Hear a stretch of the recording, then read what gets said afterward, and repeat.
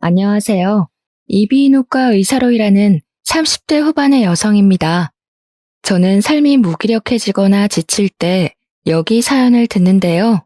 사연을 듣다 보면 재밌기도 하고 사람 사는 것이 다 똑같다는 생각이 듭니다. 때로는 통쾌한 사이다 복수가 너무 짜릿해서 하루의 피로가 싹 다 날아가는 것 같기도 해요.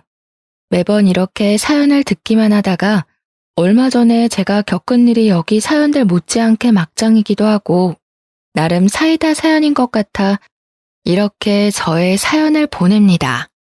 사실 저는 얼마 전에 이혼했어요. 제가 적지 않은 나이인지라 어지간하면 같이 살려고 했는데 보면 볼수록 남편과 그의 가족이 상종하면 안 될 사람인 것 같아 과감히 그들과 연을 끊게 되었습니다. 본격적인 이야기를 시작하기에 앞서 저와 남편이 어떻게 결혼했는지부터 말씀드려야겠네요.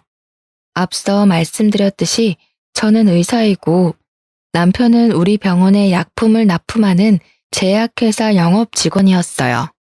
남편이 우리 병원에 업무차 자주 왔고 오가며 얼굴 도장을 찍다가 가랑비에 옷 젖듯 서로에게 호감이 생겨 결혼까지 하게 되었습니다. 결혼식과 신혼여행을 무리 없이 진행하고 시댁에 처음으로 인사를 드리러 갔는데 시어머니가 갈비찜과 잡채를 아가씨에게 던지며 크게 구박하더라고요. 너는 지금까지 먹은 음식이 얼만데 아직도 이깟 간을 하나 제대로 못 맞춰? 갈비찜은 짜고 잡채는 다 불었잖아. 이딴 음식을 도대체 누가 먹어? 네가 이 집에 왜 있는 건데? 요리하고 허드렛 일이나 하라고 있는 건데 그것도 못하면 네가 이 집에 있을 자격이 있어? 못할 것 같으면 나가. 우리는 너 따위 계집년 필요 없으니까. 아가씨는 눈물이 그렁그렁하고 어깨가 축 처져 있는데 정말 보기 너무 안쓰러웠습니다. 시어머니는 호되게 아가씨를 혼내시다가 저와 남편을 보고는 순식간에 인자한 표정으로 바뀌셨어요. 우리 은호랑 선해 왔니? 신혼여행은 어땠어? 재밌었니?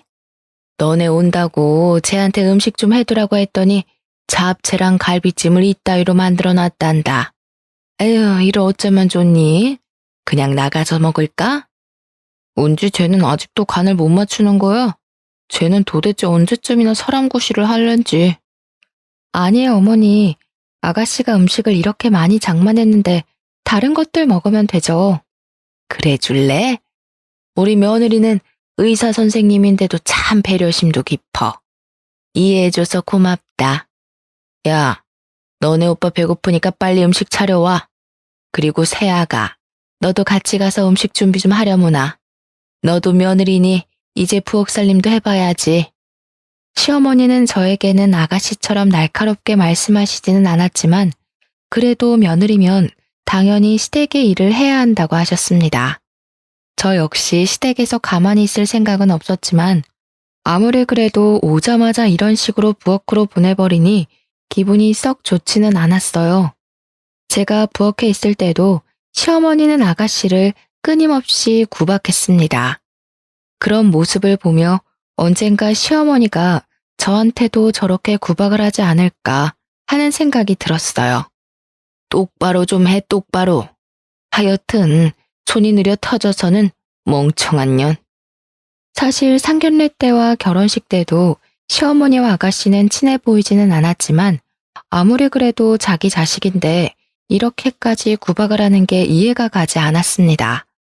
저는 아가씨를 도와 어질러진 부엌을 대충 정리하고 상을 차린 후 밥을 먹으려고 자리에 앉았는데 아가씨는 식사하지 않더라고요. 제가 식사를 같이 하자고 권하니 아가씨는 속이 좋지 않다고 하며 방으로 들어가 버렸습니다. 내버려둬. 쟤는 원래 우리랑 같이 밥 안 먹어. 그래, 쟤는 신경 쓰지 말고 우리 세아가나 많이 먹어라. 입맛에 맞으려나 모르겠다. 갈비찜이랑 잡채도 없고 상이 너무 부실하구나. 시어머니는 상이 부실하다고 하며 걱정하셨지만 상 위에는 굴비에 밀푀유나베, 낙지볶음 등 음식이 한가득 차려 있었습니다. 이렇게 맛있는 음식이 많았지만 저는 아가씨가 신경 쓰여서 음식이 잘 넘어가지 않았어요. 그래서 제 앞에 놓인 밥그릇에 밥만 대충 비운 후 잠시 화장실에 간다고 하고 자리에서 일어났습니다. 그런데 아가씨 방에서 훌쩍이는 소리가 들리더라고요. 몰래 아가씨 방문을 열어보니 아가씨는 혼자 서럽게 울고 있었습니다. 거실에는 시어머니와 남편이 밥을 맛있게 먹고 있고 정작 그 음식들을 준비한 아가씨는 같이 식사를 하지도 못한 채 우는 이 모습이 이해가 되지 않았어요. 누가 봐도 시어머니와 남편이 아가씨를 따돌리고 구박하는 모습으로밖에 보이지 않았고 저는 이 상황이 너무 불편했습니다. 그렇게 식사를 마치고 집으로 가는 길에 남편에게 아가씨와 사이가 안 좋아 보이던데 무슨 일이 있느냐고 물었어요. 일은 무슨, 남매 사이가 다들 그렇지 뭐. 세상에 남매끼리 사이 좋은 집이 얼마나 된다고 그래. 남매 사이가 어색할 수는 있다고 보는데 아가씨와 너는 어색한 사이를 넘어서서 서로 원수처럼 생각하는 것 같아서. 솔직히 그렇잖아. 아가씨가 음식을 그렇게 많이 준비했는데 어머니나 너나 수고했다는 말은커녕 구박이나 하고 밥도 같이 안 먹고. 아까 아가씨 방에서 혼자 울었던 건 알아? 걔는 왜 또 울고 난리래? 하여튼 가지가지 한다 정말. 아무튼 별거 아니니까 신경 쓰지 마. 남편은 별일 아니라고 하며 저에게 무언가를 감추려고 하는데 보였습니다. 뭔가 이상함을 느낀 저는 다음날 병원에 출근하자마자 아가씨에게 점심때 같이 밥을 먹자고 연락했어요. 어제 음식을 너무 잘 먹어서 맛있는 음식을 대접하고 싶다면서요. 아가씨도 오후에 별다른 일이 없다며 만나자고 했고, 그렇게 우리는 식당에서 만나 점심을 먹게 되었습니다.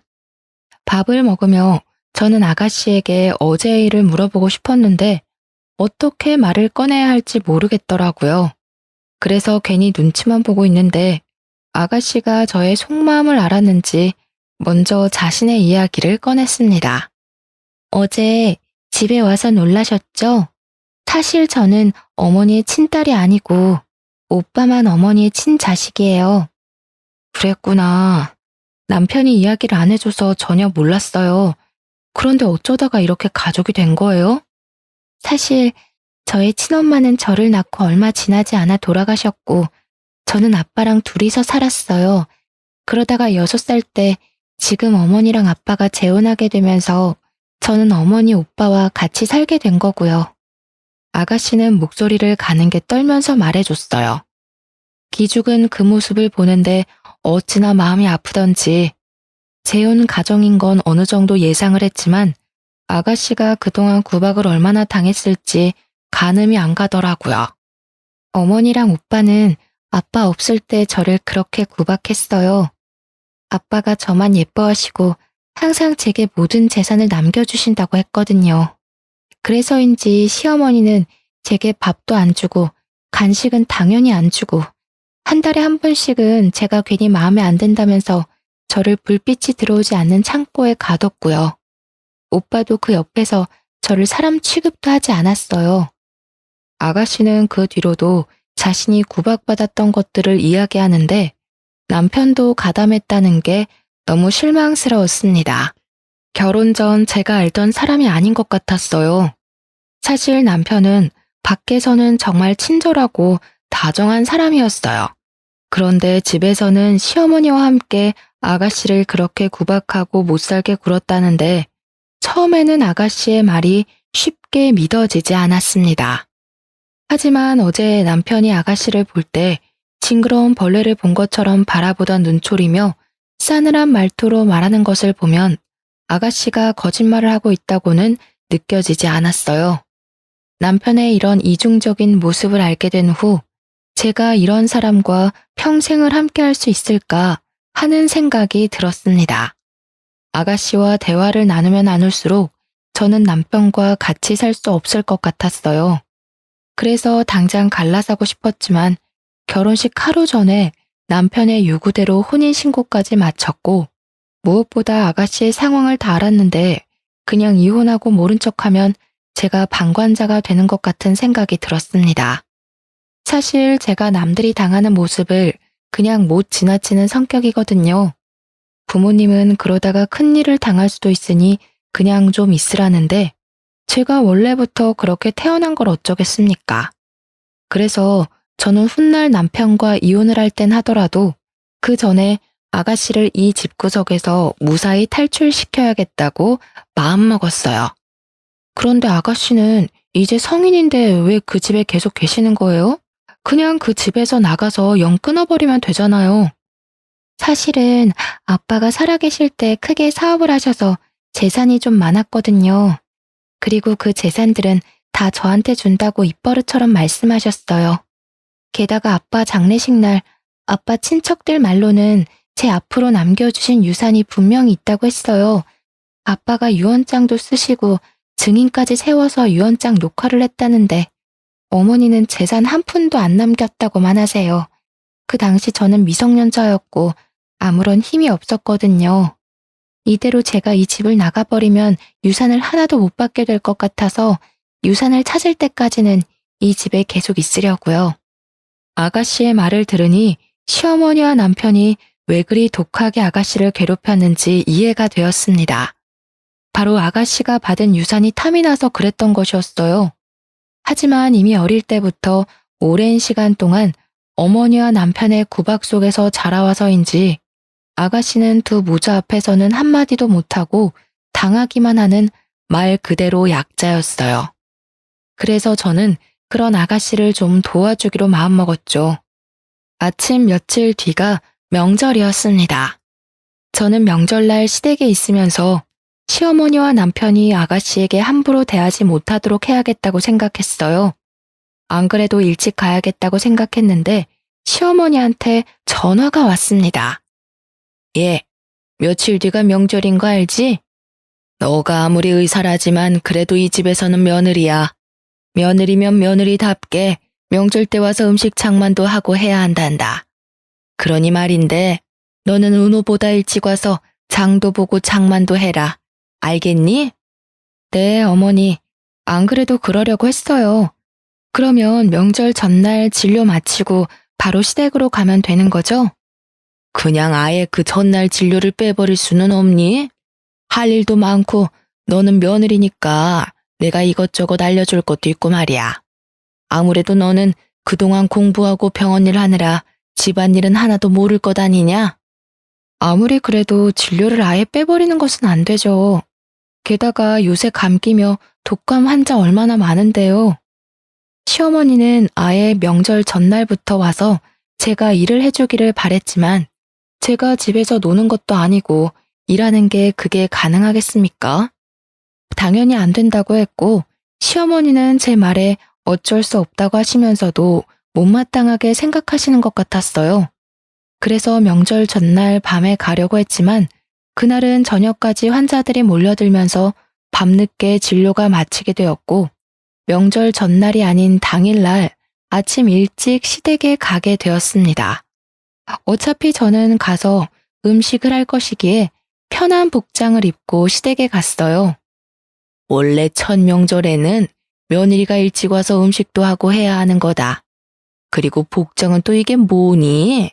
첫 명절이면 당연히 한복을 입고 와야지. 너네 친정에서는 그런 것도 안 가르치디? 한복이요? 저는 음식하고 해야 하니 불편할 것 같아서 편한 복장을 한 건데요. 한복을 꼭 입어야 하면 어머니께서 미리 말씀을 해주시면 되었잖아요. 그리고 여기 시댁에서는 며느리가 첫 명절에 한복을 입어야 하는 문화가 있는지 몰라도 저희 집에서는 그러지 않아서요. 이거는 그냥 문화 차이인데 부모님이 저를 잘못 가르쳤다는 막말은 하시지 않았으면 좋겠습니다. 의사라 그런지 아주 논리적으로 따박따박 말대꾸하는구나. 내가 말을 말아야지. 아무튼 너는 얼른 부엌 가서 은지랑 음식 좀 장만해. 네가 늦게 와서 벌써 시간이 많이 늦었구나. 은호 너는 평소에 회사 다니느라 힘들었으니까 방에서 푹 쉬어라. 시어머니와 남편은 각자 방으로 가서 잠을 자거나 TV를 보며 쉬고 있었고 저와 아가씨는 부엌에서 열심히 일했습니다. 새언니도 평소에 환자들 보느라 힘드실 텐데 들어가서 쉬세요. 저 혼자 다 할 수 있어요. 아니에요. 저도 같이 해요. 사실 제가 음식을 많이 해보진 못해서 큰 도움은 안 되겠지만 그래도 설거지라도 도울게요. 아가씨는 제 말에 이 집에서 옆에 같이 있어주는 것만으로도 든든한 힘이 된다고 했습니다. 그동안 얼마나 시어머니와 남편에게 구박과 차별을 받았으면 집에서 누군가가 옆에 있는 것만으로도 힘이 된다고 할까요? 저는 이런 아가씨에게 든든한 버팀목이 되어주고 얼른 아버지의 유산을 찾게 도와주고 싶었습니다. 아가씨와 대화를 나누며 음식 장만을 거의 마치고 식사 시간이 되어 상을 차린 후 시어머니와 남편을 불렀어요. 식사를 시작하는데 시어머니가 남편 앞에는 갈비찜을 밀어넣고 아가씨 앞에는 김치나 나물 반찬만 주더라고요. 심지어 아가씨가 손을 뻗어 갈비찜을 먹으려고 하자 시어머니는 아가씨의 손등을 때리셨습니다. 이 상황에서도 남편은 시어머니가 준 갈비찜을 아주 맛나게 뜯어먹고 있었죠. 저는 그 꼴이 너무 얄미워서 남편 앞에 있던 갈비찜 그릇을 아가씨 밥그릇 바로 옆에다가 두었습니다. 선혜야, 갈비찜 먹고 싶은데 그걸 제 옆에다가 두면 나나 우리 아들이 먹기 힘들잖아. 어머니, 나이 많은 사람들은 소화 능력이 떨어져서 갈비찜 같은 거 많이 드시면 소화 안 돼서 고생하세요. 어머니는 식이섬유가 풍부한 나물이나 김치 같은 거 많이 드시고요. 아가씨 같은 젊은 사람들은 앞으로 힘차게 살아야 하니 갈비찜 같은 단백질을 많이 먹어야 해요. 아무리 그래도 그렇지 우리 아들 은호도 젊은 사람인데 먹어야 할 것 아니냐. 게다가 은호는 너네 집 책임질 가장이야. 그러니 당연히 우리 아들이 잘 먹어야지. 저희 남편 회사 식당에서 엄청 잘 먹어요. 매일 고기 반찬 나오던데요. 사람이 매일 고기 먹으면 체내 지방만 쌓여서 건강에도 해로워요. 그리고 실질적으로 우리 집 가장은 바로 저예요. 제가 남편보다 월급이 더 많은 거 아시죠? 집도 제 명이고요. 여기서 갑자기 그런 말이 왜 나와? 집 못해 갔다고 시비 거는 거야 뭐야? 시비라기보다는 시어머니한테 사실 확인해드리는 거야. 솔직히 결혼할 때 형편이 넉넉하지 않다고 내가 살던 집에서 신혼살림 차리고 혼수도 다 내가 했는데 이 정도도 말 못하냐? 제 말에 남편과 시어머니는 더는 말을 이어가지 못했습니다. 그 뒤로도 시어머니와 남편은 아가씨를 괴롭히고 구박하려 했지만 그럴 때마다 저는 아가씨 옆에서 아가씨가 못했던 말들을 대신 다 해줬어요. 그렇게 명절이 지나고 집에 오니 남편은 표정이 좋지 않았습니다. 너 무슨 갱년기야? 도대체 우리 엄마랑 나한테 왜 그렇게 시비야? 우리는 원래 은지랑 그렇게 살았어. 원래 그렇게 사람을 구박하면서 살았으니 당연한 거라고. 그게 말이 돼? 정상적인 사람이라면 사람이 사람을 이유 없이 구박해서는 안 되는 거야. 우리가 이러는 이유가 있다고. 사실 은지 걔 우리 엄마 친딸 아니야. 돌아가신 아버지와 엄마 재혼하셨고 은지는 아버지 딸, 나는 엄마 아들이라고. 그래서 이러는 거야. 그러니까 너도 우리 집 일에 자꾸 나서지 말고 그냥 그러려니 하고 살아. 너야 뭐 항상 화목한 가정에서 잘 지냈겠지만 우리 집은 아니라고. 재혼 가정에다가 남매면 서로 친하지 않을 수는 있어. 그런데 친하지 않는다고 너와 너네 엄마처럼 사람을 그렇게 구박하는 건 아니야. 무슨 초딩들도 아니고 다 큰 어른들이 그게 뭐니? 먹는 거로 치사하게 차별하고 말이야. 치사? 우리 엄마가 지금 치사하다는 거야? 와, 너 도대체 우리 집을 어떻게 생각하길래 그런 말을 해? 어떻게 생각하기는 콩가루 집안으로 생각하는 거지 뭐. 그날 남편과 저는 대판 싸웠고 그 뒤로도 계속 냉전 상태였습니다. 저는 솔직히 남편이 아가씨를 사람 취급도 하지 않고 자신의 행동이 잘못된 것조차 모르고 당연하다고 여기는 모습에 크게 실망했어요. 남편 역시 자꾸 자기 집안일에 간섭하는 제가 불편하고 싫었는지 저를 피했고 회사 일이 바쁘다는 핑계로 매일 야근에 주말에도 계속 출근한다고 집에 거의 있지 않았습니다. 이미 부부간의 정은 뚝 떨어진 상태였고 마음 같아선 그냥 이혼해버리고 싶었지만 이혼해버리면 평생 아가씨를 돕고 싶어도 도와주지 못할 것 같아 억지로 결혼 생활을 유지하고 있었어요. 그렇게 몇 주 뒤 시어머니의 생신날이 다가왔습니다. 저는 그날이 토요일이라 쉬는 날이기도 하고 시어머니 생신이라고 아가씨와 저에게 음식을 만들라고 할 것이 분명하기에 외식을 제안했으나 시어머니는 저녁 때 친구들과 한정식 집에서 먹기로 했다면서 점심은 집에서 먹자고 하시더라고요. 그래서 저는 시댁에 출장 뷔페 음식을 주문했습니다. 시어머니 생신날 시댁에 가니 이미 제가 주문한 음식들이 거실에 차려져 있었고 거실과 부엌 사이에는 엄청 비싼 브랜드의 명품 옷이 걸려 있었어요. 이 옷 엄청 비싼 옷 아니에요? 그래, 역시 너는 볼 줄 아는구나. 오늘 저녁 친구 모임에 이 옷 입고 가려고. 세아가, 내 생일이라고 이렇게 음식들 주문해줘서 고맙구나. 어서 먹자. 이은지, 너는 세연이 잘 만나서 호강한 줄 알아. 음식은 제가 한 것보다는 100배 맛있구나. 입에 맞으신다니 다행이에요. 참, 어머니 생신이라서 용돈 준비했어요. 우리 며느리가 통이 크네. 뷔페 음식도 주문하고 용돈도 주고 말이야. 고맙다. 며느리는 이렇게 내 생일이라고 용돈을 주는데 은지 쟤는 음식도 못해 용돈도 안 줘. 이 집에 얹혀 사는 연인 주제에 뭐 하나 제대로 하는 것도 없으니 이 집에서 아무짝에도 쓸모가 없어. 그럼 우리 엄마가 이 집에서 쟤 키운다고 얼마나 고생했어. 그런데도 쟤는 저렇게 은혜를 모른다니까.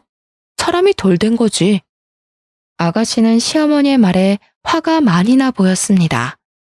시어머니가 아가씨를 정성 들여 키운 것도 아니고 그렇게 구박과 차별을 해댔는데 그럼에도 불구하고 일말의 죄책감은커녕 오히려 더 많은 것을 요구하는 모습이 뻔뻔스러워 보이기까지 했어요.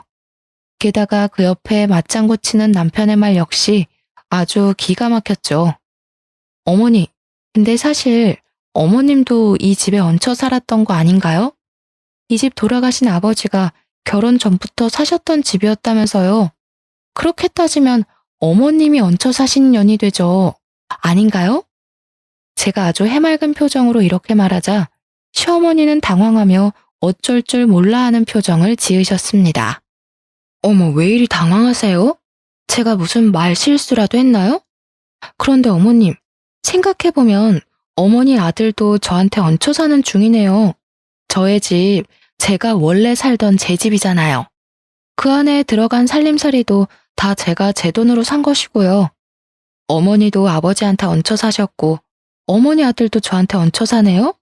모자간에 참 잘도 얹혀 사시네요. 너 지금 우리한테 엿먹으라고 비꼬는 거지? 무슨 그런 섭섭한 소리를 하세요? 저는 그냥 부러워서요. 저는 열심히 일해서 돈 벌어서 제 집을 장만했는데 어머니도 그러고 남편도 그러고 남의 집에 잘 얹혀 살고 계시잖아요. 그런 것도 능력이라면 능력이죠. 원래 대다수 사람은 얹혀 살면 눈치 보여서 눈치를 안 줘도 눈칫밥도 먹기도 하거든요. 그런데 어머니도 그러고 남편도 그러고 둘 다 눈칫밥 먹지는 않는 것 같아서 대단하고 부러워서 그래요. 생일날 너랑 입씨름하고 싶지 않구나. 됐고 그냥 케이크나 먹자.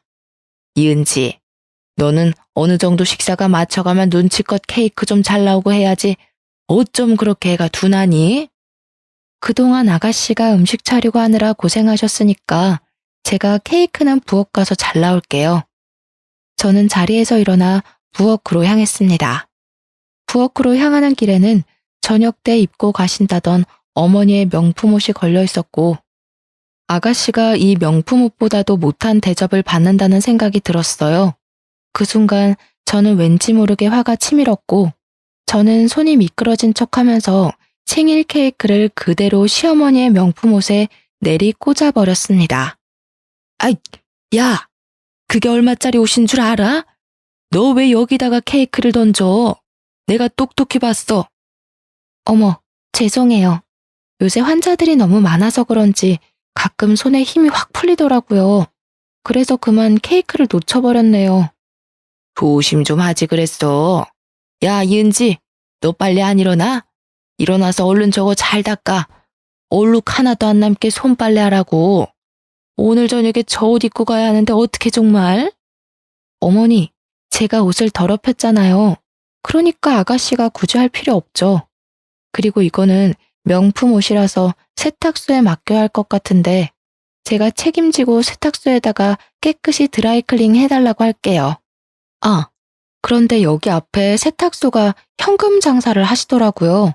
그러니 아까 제가 드린 용돈 좀 다시 주시겠어요? 너는 치사하게 줬다 빼앗는 게 어디 있니? 그럼 어떡해요? 이 옷 보니까 물 세탁도 안 되는 것 같은데. 그냥 세탁기에 돌려드릴까요? 오늘 저녁 때 입고 가시려고 했는데 이를 어쩌나? 제가 명품 옷을 들고 세탁기가 있는 베란다로 가자 시어머니는 안 된다고 하며 어쩔 줄을 몰라 하셨습니다. 결국 시어머니는 어쩔 수 없이 저에게 다시 돈을 건네셨고 저는 그 돈으로 단지 내 세탁소로 가서 시어머니 명품 옷을 드라이 맡겼어요. 그렇게 옷을 맡기고 다시 시댁에 갔는데 시댁에서는 시모와 남편은 화기애애하게 식사를 하고 있었고 아가씨는 제가 흘린 케이크를 혼자 닦고 있더라고요. 그 모습은 마치 어릴 때 읽었던 동화 콩쥐팥쥐의 한 장면 같았습니다. 야, 케이크 잘못 닦으면 미끄러운 거 알지? 힘줘서 박박 잘 닦아라. 내가 다 검사할 거야. 그래, 똑바로 좀 닦아. 너가 똑바로 안 닦아서 우리 엄마 다치면 나 너 진짜 가만 안 둔다. 이들의 대화를 듣고 있자니 화가 치밀어서 견딜 수가 없었습니다. 순간 아주 기발한 생각이 들었는데요. 어머니 오늘 생신이신데 제가 옷도 더럽히고 해서 죄송해요. 아까는 제가 말이 너무 심했죠? 그래서 말인데 제가 이 한도 무제한 카드 드릴 테니까 이 카드로 친구 모임에서 계산도 하시고 백화점 가셔서 원하는 것 마음껏 고르세요. 시어머니는 제가 건네준 카드를 아주 기쁘게 받으시며 외출 준비를 하셨습니다. 저와 아가씨는 같이 거실의 상을 치우고 시어머니는 친구 모임에 남편은 거래처 사람을 만난다며 늦게 올 것이라고 했어요. 저는 혼자 신혼집으로 돌아와 오랜만에 집 청소를 하고 있는데 시어머니한테 전화가 왔습니다. 새아가, 지금 나 뷔페에 와서 너가 준 카드로 결제하려는데 왜 결제가 안 되니? 결제가 안 돼요? 이상하다. 그런데 원래는 한정식 집에 가신다더니 뷔페에 가셨어요? 혹시 금액이 얼마나 나왔어요? 친구들이 내 생일 축하해준다고 왔는데 어떻게 그냥 한정식 집에 가니? 너가 마침 카드도 줬으니 그냥 여기 뷔페로 왔지. 지금 금액은 200만 원 가까이 나왔는데 설마 이 카드 한도가 있는 거니? 시어머니는 제가 드린 카드를 들고 친구들을 불러서 인당 20만 원이나 되는 호텔 뷔페를 가셨더라고요. 분명히 카드를 받기 전에는 한정식 집에 가신다고 해놓고서는요. 참 뻔뻔하기도 하죠.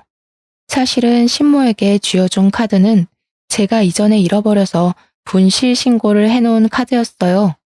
제가 단골 식당에 놓고 가서 분실 신고를 했는데 바빠서 취소 신청을 하지 못한 거죠. 선심 쓰듯 드렸더니 이렇게 펑펑 쓸 줄 누가 알았겠어요? 어머니, 사실 그거 정지된 카드예요. 그리고 아무리 며느리한테 한도 무제한 카드를 받아도 그렇지. 어떻게 그 비싼 뷔페를 갈 생각을 다 하셨어요? 대부분 어머니는 자식들이나 며느리가 카드를 줘도 아까워서 잘 못 쓰시던데. 뭐? 너가 어떻게 이 시애미를 물을 먹일 수가 있어? 내가 친구들 앞에서 얼마나 쪽팔리는지 알아? 지금 200만 원 나온 거 이거 어떻게 하라고? 지금 네가 와서 결제를 하던가. 아유 쪽팔려. 내가 돈 내기로 했단 말이야. 제가 왜요? 저는 그 음식 먹어보지도 않는데 왜 내야 해요? 그리고 지금 저 우리 집 대청소 중이라 못 나갑니다. 어머니의 아들 부르시든지 하시고요. 전 전화 끊습니다. 저는 전화를 끊고 한참을 배꼽 잡고 웃었습니다. 사실 시어머니가 저한테는 크게 뭐라고 하신 적은 없지만 은근히 저를 구박하셨기에 시간이 흐르면 아가씨에게 했던 것처럼 저에게도 당연히 그럴 수 있다는 생각을 항상 갖고 있었어요. 게다가 남들이 있을 때는 좋은 엄마인 척하면서 집에서는 아가씨를 그렇게 못 잡아먹어서 안달인 모습을 보며 저도 모르게 좋지 않은 감정이 쌓여 있었죠. 그래서인지 시어머니가 이렇게 쩔쩔매는 모습을 상상하니 왠지 모르게 참 통쾌했어요. 그렇게 한참을 웃다가 다시 청소를 시작하려는데 거실 소파 구석에서 비디오 테이프를 하나 발견했습니다. 생각해보니 저번에 제가 집에 늦게 왔을 때 남편이 소파 밑에서 무언가를 몰래 하다가 깜짝 놀라던데 그때 남편이 이 비디오 테이프를 숨겼나 봐요. 비디오 테이프의 겉면에는 아가씨의 이름이 적혀 있었고 저는 직감적으로 이 안에 아주 중요한 내용이 있을 것 같다는 생각이 들었습니다. 그래서 비디오 테이프를 영상 파일로 복원해주는 업체를 찾아 복원을 의뢰했어요. 며칠 뒤 복원된 영상 파일이 담긴 USB가 제 병원으로 도착했고 영상 파일을 열어보니 사진으로만 봤던 돌아가신 시아버지가 나왔습니다. 영상 속의 시아버지는 모든 재산을 아가씨한테만 물려준다는 유언이 녹화되어 있었어요. 저는 영상을 다 보자마자 바로 아가씨한테 전화를 걸었습니다. 아가씨, 놀라지 말고 들어요. 사실 우리 집에서 오래된 비디오 테이프를 하나 발견했는데 테이프 겉면에 아가씨 이름이 적혀 있더라고요. 뭔가 중요한 것 같아서 영상 복원을 의뢰해서 지금 제가 먼저 봤는데 아가씨 아버지의 영상이었어요. 새언니, 그 테이프 찾으셨어요? 사실 얼마 전에 어머니랑 오빠가 아버지의 유언에 관해 대화하는 내용을 얼핏 들었는데 분명 오빠가 어디에다가 뒀다고 했는데 제가 집에서 찾지를 못했거든요. 우리 집에 두면 제가 쉽게 찾을 것 같아서 일부러 언니 집에 뒀나 봐요. 그래서 이게 우리 집에 있었구나. 그래도 잘 됐어요. 제가 먼저 보고 영상 파일도 복원했으니까요. 우리 얼른 변호사 사무실에 가봐요. 오늘 제가 일찍 퇴근할 수 있는데 오후에 잠깐 만날 수 있어요? 새언니, 너무 감사해요. 언니는 저의 은인이세요. 그럼 이따가 오후에 봬요. 그날 오후 아가씨와 저는 약속한 장소에서 만나 바로 변호사 사무실을 찾았습니다. 변호사는 시아버지의 영상 파일을 보더니 유언의 형식을 아주 잘 갖춰서 녹화하셔서 유언의 효력이 있다고 하셨어요. 게다가 유산 상속의 공소시효가 10년밖에 안 되는데 시아버지가 돌아가신 지 9년째라서 유산 상속 소송도 충분히 가능하다고 하셨습니다. 1년만 더 늦게 발견했으면 공시시효가 끝나 소송도 걸어보지 못하게 될 뻔했는데 정말 다행이었어요. 아가씨는 당연히 시어머니와 남편을 상대로 소송을 진행했습니다. 다음날 환자들을 진료하며 정신없는데 밖에서 아주 시끄러운 소리가 들려 나가보니 시어머니가 와 계셨어요. 시어머니는 저를 보자마자 제 머리채를 잡아 뜯으려고 하셨습니다. 간호사들은 시어머니를 말리려 했지만 저는 일부러 CCTV가 아주 잘 보이는 곳으로 시어머니를 유인해서 머리채를 잡혀드렸어요. 머리채를 잡은 시어머니는 저의 등이며 팔을 사정없이 때리셨습니다. 야, 네가 어떻게 나한테 그럴 수가 있어? 나 그래도 네가 의사 며느리라고 해서 최대한 대접해주면서 살았다. 네가 아주 버릇없이 말대꾸할 때도 나 뭐라고 하고 싶은 거 꾹 참았다고. 내가 그렇게 널 아꼈는데 이은지 그 계집년이 뭐라고 어떻게 내 뒤통수를 쳐? 너 이은지한테 유산 상속 소송 걸라고 부추겼다면서? 어쩜 이렇게 은혜를 원수로 갚아? 네가 그러고도 사람이야? 어머님, 저 이렇게 때리시면 폭행죄로 위자료 청구할 건데 괜찮으세요?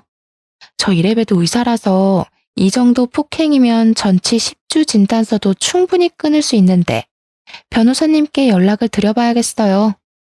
지금 저 CCTV로 폭행에 대한 증거도 충분히 찍힌 것 같은데. 시어머니는 제 말에 멈칫하시더니 CCTV를 한번 보고 손을 내리셨습니다. 일단 사람들이 보는 눈도 있고 해서 시어머니는 집으로 돌아가셨어요. 그날 퇴근 후 집에 갔는데 웬일로 남편이 일찍 퇴근했더라고요. 저는 평소처럼 남편을 무시하고 제 방으로 들어갔더니 남편이 쫓아 들어왔습니다. 나랑 얘기 좀 해. 그래, 솔직히 말해서 우리 은지 걔 재산 탐이 났어. 그래서 그동안 은지 쫓아내려고 구박 좀 했다. 1년만 더 버티면 그 재산 상속 소송도 걸 수 없다면서 그냥 1년만 네가 모른 척하면서 우리 엄마랑 잘 좀 지내면 안 돼? 그럼 우리가 유산 일부는 너한테 따로 줄게. 그러니까 은지한테 잘 말해서 유산 상속 소송 취하 좀 시켜주라. 응? 부탁이다. 무슨 말도 안 되는 소리를 해? 나는 너네 엄마랑 잘 지낼 마음 눈꼽만큼도 없고 너랑도 잘 지낼 마음 없어. 그러니까 내 집에서 나가. 그냥 썩 꺼지라고. 저는 남편을 제 집에서 쫓아내고 현관의 비밀번호도 바꿔버렸습니다. 남편은 집 앞에서 한동안 난리를 치다가 옆집 주민들이 시끄럽다고 항의하자 어디론가 가버렸어요. 저는 남편의 옷가지며 남편의 모든 짐을 다 캐리어에 대충 꾸겨 넣고 이것들을 다 퀵으로 보내버렸습니다. 그런데 남편이 제 손에 급하게 쫓겨나면서 핸드폰을 두고 갔더라고요. 사실 남편은 핸드폰이 2개였습니다. 하나는 일상생활할 때 사용하는 핸드폰이었고 다른 하나는 영업용 핸드폰이었어요. 그리고 영업용 핸드폰은 제가 손만 대도 깜짝 놀라며 잽싸게 가져갔습니다. 사실 평소에는 저 역시 그다지 궁금하지 않아서 확인하려고 하지도 않았죠. 그런데 자꾸 영업용 핸드폰에서 알림이 뜨더라고요. 뭔가 중요한 일이 있나 싶어 확인을 해보니 이 근처에 새로 개원한 성형외과 이름이 적혀 있었습니다. 처음에는 그냥 업무적인 일 때문에 연락했나 보다 했는데 그 내용이 수상했어요. 자기 사랑해 라는 단어를 보았거든요. 저는 핸드폰을 열어 메신저에 들어가 모든 내용을 확인했습니다. 그 내용은 아주 가관이었어요. 그동안 남편은 야근에 주말 특근을 한다고 사실은 그동안 이 성형외과 의사와 꾸준히 만나고 있었더라고요. 게다가 남편이 얼마 전에 영업팀 팀장이 되었다고 하던데 알고 보니 여기 성형외과 의사와 불륜을 저지르며 약품을 더 많이 납품할 수 있었고 이것이 실적으로 인정되어 영업팀 팀장이 된 것이었습니다. 게다가 더 어이없는 것은 이 의사도 남편과 자식이 있는 유부녀였더라고요. 저는 이 모든 내용을 다 제 핸드폰으로 저장을 했고 그렇게 1시간 정도 지났을 때쯤 시어머니가 화가 잔뜩 나서 집에 찾아오셨습니다. 야, 이럴 거면 그냥 이혼해. 나라고 너같이 싸가지 없고 개념을 밥 말아먹는 년을 며느리로 받아들이는 게 쉬운 줄 알아? 그리고 어디서 지금 내 아들을 쫓아내? 이게 어디서 못된 것만 배워서? 어머니, 저 안 그래도 이혼하려고 했어요. 그런데 아무래도 소송을 좀 해야 할 것 같네요. 위자료 두둑히 준비해 두세요. 마음 준비도 단단히 하시고요. 저는 시어머니를 우리 집에서 내보냈고 그렇게 저와 남편은 별거를 시작했습니다. 어차피 저는 남편이 없는 것처럼 생활했기에 불편한 점은 하나 없이 아주 편하게 지냈어요. 그렇게 한 달이나 지났으려나요?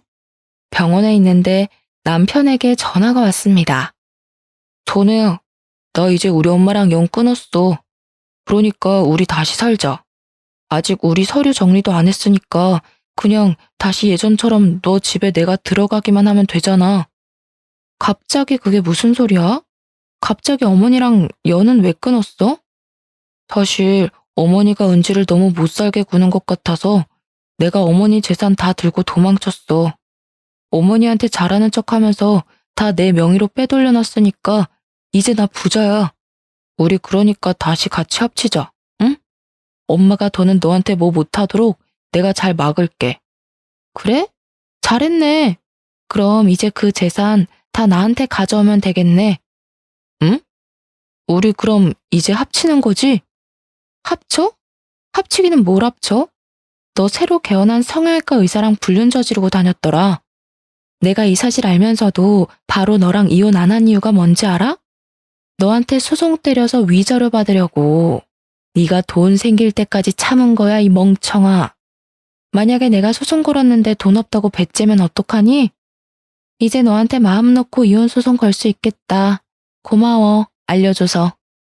저는 그날 바로 변호사 사무실을 찾아가 남편에게는 이혼 소송을, 성형외과 의사에게는 상간녀 소송을 진행했습니다. 그리고 동네 맘카페에도 익명의 힘을 빌려 성형외과 의사가 유부녀인데 제약회사 다니는 남자 직원과 불륜을 저지른다고도 글을 올렸어요. 게다가 시어머니는 제 병원에서 저의 뺨도 때리고 머리채도 잡았잖아요. 시어머니한테도 폭행죄로 소송을 걸었습니다.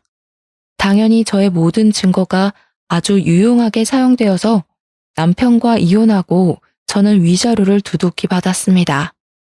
남편은 당연히 자기가 다니던 회사의 소문이 쫙 나서 자연스럽게 잘리게 되었고, 성형외과 역시 동네에 소문이 쫙 퍼져서인지 어느 날 가보니 문을 닫았더라고요. 아가씨 역시 유산 상속 소송에서 승소하여 아버지의 유산을 받을 수 있었습니다. 이렇게 모든 것이 제자리로 돌아온 후 아가씨가 잠시 저에게 만나자고 연락이 왔어요. 새언니 덕에 제 모든 것을 찾았어요. 새언니가 저를 모른 척하지 않고 도와주셔서 꼭 이 은혜 갚고 싶어서 그런데 오피스텔 하나 선물로 드려도 될까요? 아니요. 제가 뭘 도와준 게 있다고. 그냥 제 성격이 조금 유별나고 여기저기 참견 많이 하고 다니는 성격이라 그런 거예요. 제가 원래 좀 불의를 참지 못하는 그런 성격이거든요. 그래서 학교 다닐 때도 누가 왕따 시키면 가만두지 않았어요. 아무튼 아가씨 모든 것을 다 찾아서 다행이에요. 이제 그 돈으로 아가씨 공부도 하고 대학도 가고 멋진 남자도 만나서 결혼도 하고 해요. 저는 아가씨의 제안이 너무 부담스러워서 거절했습니다. 대신 앞으로 그 돈으로 아가씨 본인의 멋진 인생을 살라고 했죠. 그렇게 한 일주일이 지났을까요? 갑자기 우리 병원 건물주가 바뀌었는데 제 병원은 월세를 받지 않겠다고 연락이 왔습니다. 알고 봤더니 아가씨가 우리 병원 상가를 유산으로 산 거예요. 아가씨 말로는 상가에 투자 좀 해보고 싶어서 샀다고는 했는데 사실은 저한테 무료로 임대하려고 했던 것이었습니다.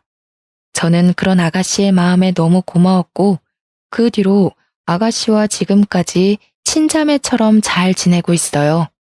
아, 그리고 아가씨는 얼마 전에 대학교 간호학과에 입학했어요. 제 병원에 취업해서 같이 일을 하고 싶다고 하면서요. 아가씨는 오랜만에 하는 공부가 힘들기는 하지만 그래도 아가씨가 원래 공부를 잘해서인지 학교 생활에 잘 적응하고 입학할 때 장학금까지 받았답니다. 남편과 시어머니는 저와 아가씨의 소송으로 모든 재산을 다 털린 후 지금은 집도 없고 직장도 없고 거지가 되어 찜질방을 전전하고 다니고 있습니다. 사실 제가 결혼하고 시댁과 싸우며 참 힘들기도 하고 결혼을 후회했는데 그래도 그 힘든 과정을 지나고 나니 아가씨라는 너무 마음씨도 착하고 멋진 동생을 만나게 된 것 같아 다행이라는 생각이 들어요. 이렇게 만나게 된 인연의 끈을 놓지 않고 죽을 때까지 친자매처럼 서로 연락하고 함께 살아가 보려고 합니다. 저의 이야기 어떠셨나요? 글솜씨가 부족해서 이해가 잘 안 되는 부분이 있다 하더라도 너그럽게 이해해 주시고 재밌게 들어주셨으면 좋겠습니다. 요새 날씨가 일교차가 커서 감기 환자가 많네요. 다들 건강에 유의하시고 그럼 오늘 남은 하루